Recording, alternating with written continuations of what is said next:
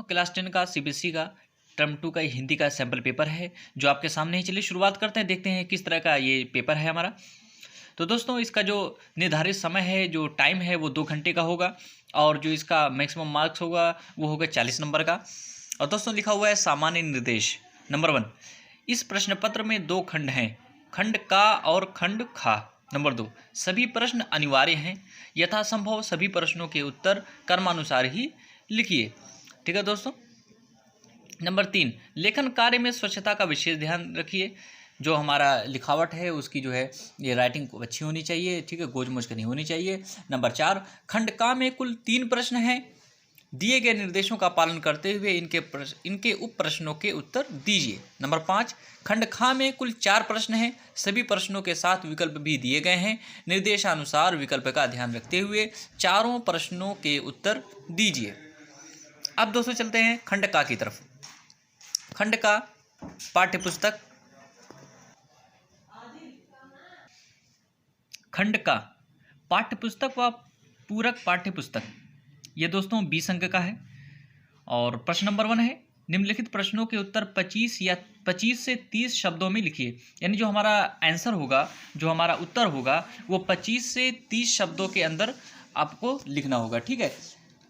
का है, फादर कामिल बुल्के संकल्प से सन्यासी थे, मन से नहीं। लेखक के इस कथन के आधार पर सिद्ध कीजिए कि फादर का जीवन परंपरागत सन्यासियों से किस प्रकार अलग था।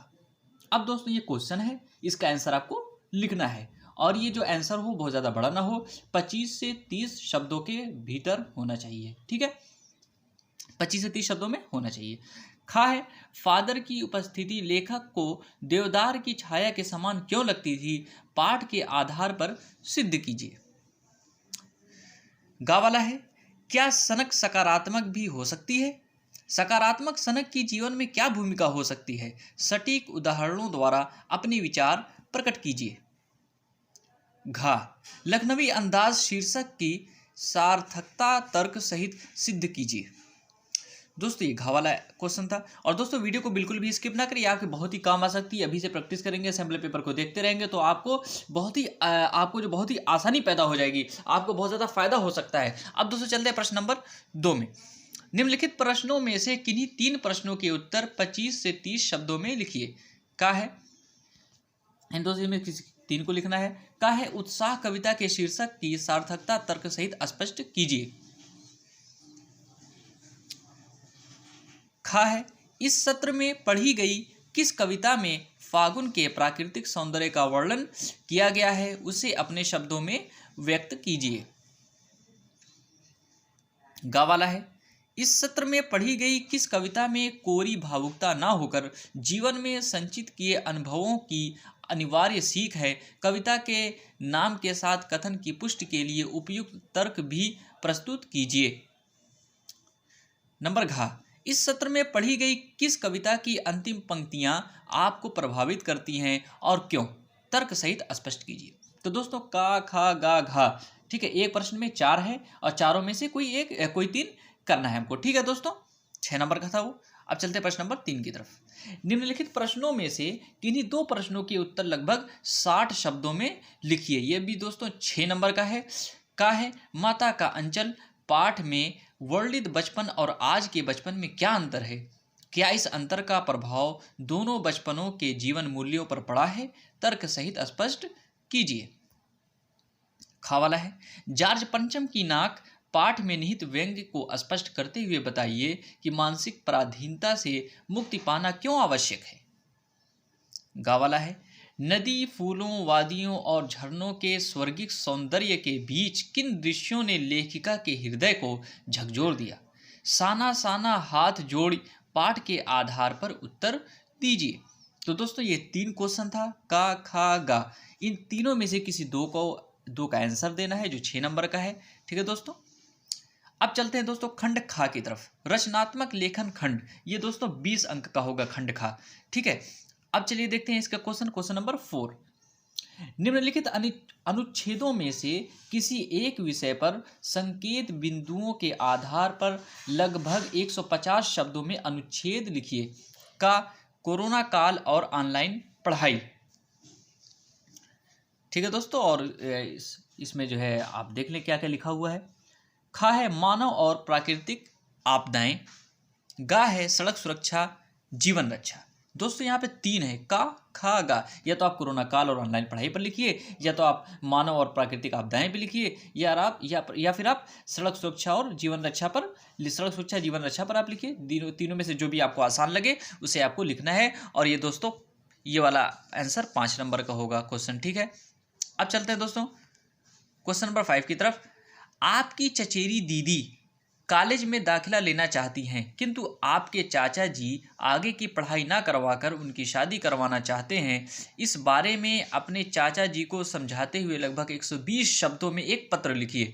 अथवा आपके क्षेत्र में सरकारी राशन की दुकान का संचालक गरीबों के लिए अनाज की कालाबाजारी करता है और कुछ कहने पर उन्हें धमकाता है। उसकी शिकायत करने हेतु लगभग 120 शब्दों में जिलाधिकारी को पत्र लिखिए। तो दोस्तों इस दोनों में से किसी एक को लिखना है और ये 5 जो है नंबर का होगा और 120 शब्दों के आसपास, यानी लगभग 120 शब्दों में इसका आंसर होना चाहिए, ठीक है दोस्तों। अब चलते हैं क्वेश्चन नंबर 6 की तरफ। का है आपको अपना फ्लैट किराए पर देना है, इसके लिए लगभग 50 शब्दों में एक आकर्षक विज्ञापन तैयार कीजिए, ठीक है दोस्तों। ये 2.5 नंबर का होगा। या आपकी दीदी ने संगीत कला केंद्र खोला है, इसके प्रचार प्रसार के लिए लगभग 50 शब्दों में एक आकर्षक विज्ञापन तैयार कीजिए, ठीक है दोस्तों। दोनों में से कोई एक करना है, ठीक है। और यह है 2.5 नंबर का। खा में चलते हैं हम। सामाजिक संस्था सवेरा के नशा मुक्ति जागरूकता अभियान के लिए लगभग 50 शब्दों में एक आकर्षक विज्ञापन तैयार कीजिए। या बहुत कम कीमत में स्मार्टफोन बनाने वाली कंपनी के लिए लगभग 50 शब्दों में एक आकर्षक विज्ञापन तैयार कीजिए। इन दोनों में से दोस्तों कोई एक करना है, जो है हमारा 2.5 नंबर का। आज चलते हैं 7वें क्वेश्चन की तरफ। राष्ट्रीय प्रतिभा खोज परीक्षा NTSE में पहला स्थान प्राप्त करने पर अपने मित्र को लगभग 40 शब्दों में शुभकामना संदेश लिखिए। या साहसिक कार्य के लिए बाल वीरता पुरस्कार से सम्मानित होने वाले अपने मित्र को लगभग 40 शब्दों में बधाई संदेश लिखिए। इन दोनों में से दोस्तों इन दोनों में से कोई एक लिखना है, जो है 2.5 नंबर का। अब चलते हैं दोस्तों खा और आखिरी क्वेश्चन की तरफ। केरल के निवासी अपने मित्र को ओणम के अवसर पर लगभग 40 शब्दों में एक बधाई संदेश लिखिए। अथवा भैया भाभी की पहली वैवाहिक वर्षगांठ पर लगभग 40 शब्दों में एक शुभकामना संदेश लिखिए। इन दोनों में से दोस्तों को एक लिखना है, जो है हमारा 2.5 नंबर का। तो दोस्तों ये था हमारा सैम्पल पेपर, जो हमारा 40 नंबर का था। समय 2 घंटा मिलेगा, ठीक है दोस्तों।